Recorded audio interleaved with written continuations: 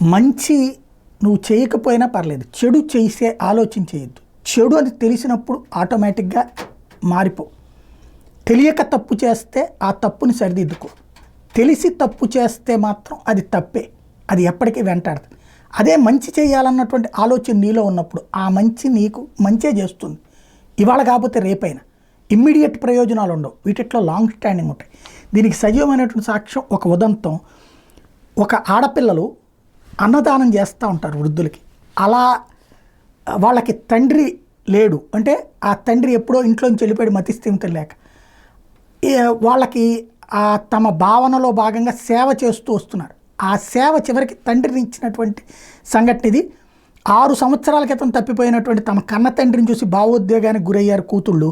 6 సంవత్సరాల క్రితం మతిస్థిమితం కోల్పోయినటువంటి జూబ్లీహిల్స్ పెద్దమ్మ గుడి పరిసర ప్రాంతాల్లో తిరుగుతుండేవాడు బాలయ్య. ఆయనకి మాతృదేవోభవ అనాథాశ్రమంలో ఆశ్రయం కల్పించారు అక్కడోళ్ళు.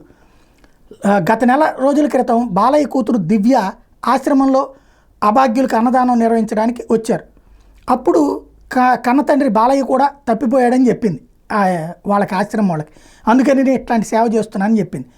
అయితే తాజాగా అమ్మాయి మళ్ళీ ఆశ్రమానికి నెల తర్వాత భోజనం పెట్టడానికి వచ్చినప్పుడు, అన్నదానం జరిపించడానికి వస్తే అక్కడ ఉన్నటువంటి 130 మందిలో తన కన్న తండ్రి కూడా ఉంది.